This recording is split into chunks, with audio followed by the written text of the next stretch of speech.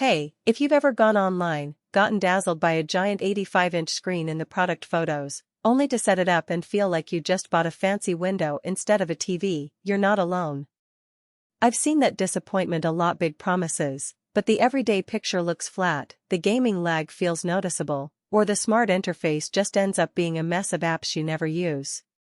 So today we're digging into the Sony 85-inch Mini LED 4K Ultra HD TV from the X95L series, and hopefully we can help you decide whether this monster of a screen is worth a spot in your living room or if you're better off putting your money elsewhere.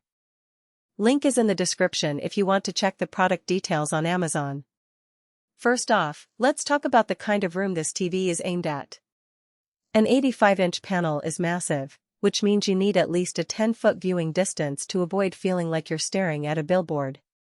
If your couch is closer than that, the picture can look a bit overzoomed, and you might start seeing individual pixels during fast action scenes. On the other hand, if you have a big open-plan space or a dedicated home theater setup, that size can be absolutely stunning, especially with the mini LED backlight that Sony advertises as delivering ultimate contrast from thousands of mini LEDs. In practice, the mini LED array does give you deeper blacks than a standard LED panel, and those highlights really pop on HDR content. I tested a couple of 4K Blu-ray movies and the nighttime cityscapes had a richness you usually only see on a projector. Now, the biggest draw for many buyers is the cognitive processor XR, which Sony markets as intelligent and powerful. What that translates to in the living room is a more consistent picture across different sources. For streaming services like Netflix or Disney+, the TV will upscale lower-resolution content nicely, and it does a decent job of smoothing out grain without making the image look artificial.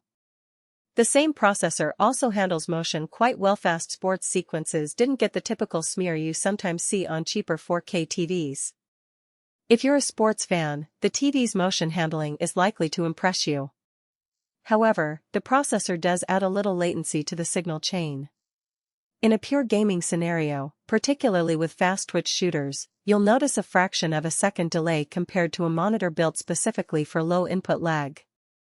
Sony mitigates this with its HDMI 2.1 gaming features, such as variable refresh rate, VRR, and auto low latency mode, ALLM, which kick in when you connect a PlayStation 5 or a compatible Xbox. In my tests, the input lag dropped to around 15 milliseconds in game mode, which is acceptable for most console gamers but might be a deal-breaker for hardcore competitive players. One practical strength that's easy to overlook is the TV's integrated smart platform. Sony bundles the Google TV interface, which pulls together all of your streaming apps in one place.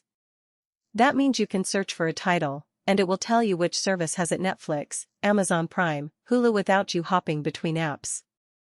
The voice control works surprisingly well with the remote's built-in microphone, and it even picks up commands from the PlayStation 5 controller if you have the Hey Google option turned on.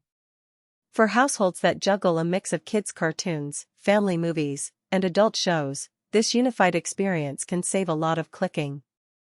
The downside, however, is that the interface can feel a bit cluttered if you have a lot of apps installed. It doesn't allow you to completely hide or delete some of the pre-installed titles, so you'll still see a few generic Google shortcuts that you might never use. If you prefer a very minimal, clean UI, you might find that a pure streaming stick like the Roku or Apple TV gives you a tidier experience. Let's talk about the sound.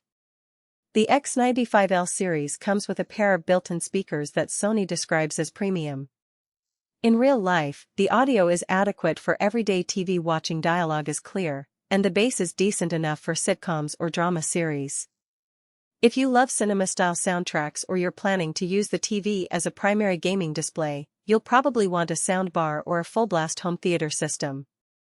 The TV's acoustic surface technology, which projects sound directly from the screen, adds an immersive element, but it's not a substitute for dedicated speakers. So the practical takeaway is, expect average sound out of the box, and budget for an external audio solution if you want that theater feel.